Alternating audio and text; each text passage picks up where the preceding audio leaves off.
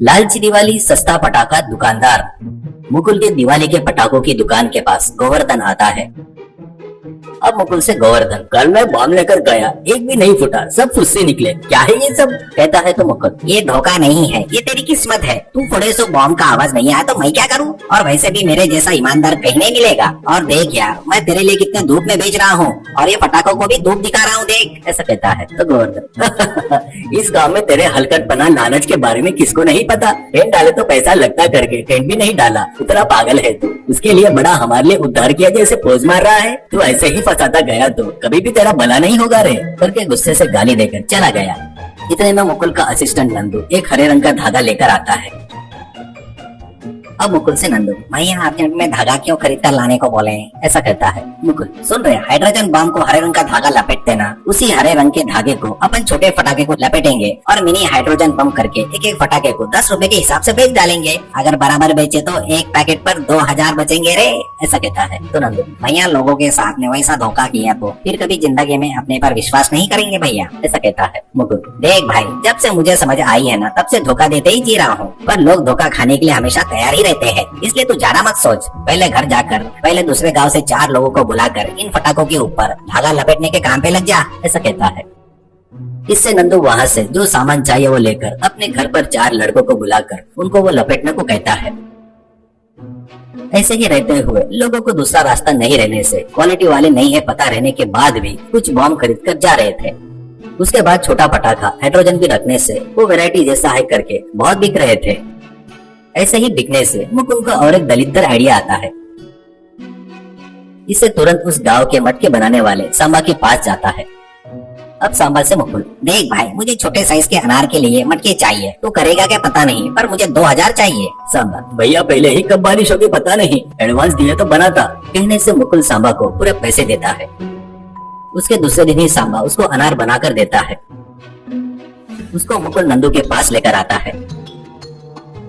वो अनार देखकर नंदू शॉक हो जाता है। तो उससे मुकुल, क्या रे भाई, फिर से आया करके शॉक हुआ क्या? क्रिएटिव बोले तो वैसा ही रहता है रे, और मेरा तो एकदम मामूली नहीं है। देख, इन मटकों में तुम क्या करते बोले तो बारूद रहता है ना, मटके में पहले मिट्टी भर दो, ऊपर से थोड़ा सा बारूद भर दो, बस भाई, थोड़ा बारूद बाकी का सब मिट्टी। जैसे ही जलाएंगे वैसे कुछ बोलेगा बढ़िया, जल रहा सोचकर बाद में कुछ भी नहीं आएगा, अपने को ऊपर पैसा ही पैसा आएगा। और एक बार पैसे पूरे सेल होने के बाद तुमको एक एक को 100 रुपए दूंगा, समझ में आया ना? बढ़िया त्योहार होने के बाद पड़ोस के गांव में जाकर बढ़िया फिल्म देख कर आओ, ठीक है ना? ऐसा कहता है तो नंदू, रहने दो भैया, हम लोगों ने फिल्में देखना छोड़ दिए, वो 100 रुपए तुम ही छुपा के रख लो भैया, कहकर उन अनार के मटके को लेता है। उसके बाद उसमें बारूद को मिट्टी से भरकर उनको तैयार करना शुरू करते हैं।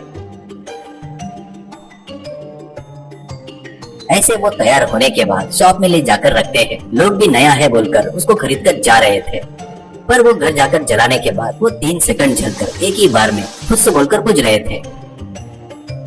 इससे कुछ लोग उसको फोड़कर देखते हैं तो उसमें पूरी मिट्टी दिखाई देती है।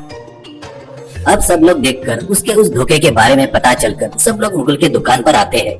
उसके बाद सभी लोग झगड़ा करते देखकर सबसे मुकुल, अरे देखो डियर गुंडे लोग, मेरे धोखे के बारे में तुमको पता चल गया तो मेरा कुछ नुकसान नहीं है। तुम लोग अगर मेरे ऊपर हाथ उठाए तो, मुझे मारने का प्लान बनाए तो मैं तुम सबके ऊपर कोर्ट केस डाल के तुम सबको जगह जगह घुमाऊंगा। मैं अगर घुमाने लगा तो मामूली नहीं रहेगा, तुम्हारी संपत्ति पूरी बेचनी पड़ेगी।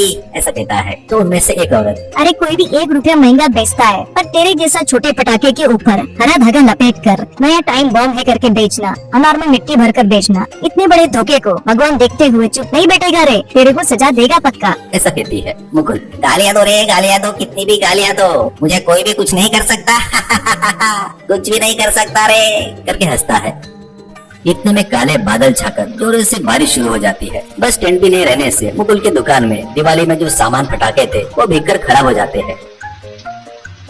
वो देखकर मुकुल घबराते हुए बम को जमा कर रहा था। उसको देखकर सभी लोग खुशी से डांस कर रहे थे। अब मुकुल से एक व्यक्ति, अरे तू जमा करके कोई फायदा नहीं रे, एक बम भी काम नहीं आएगा तेरा।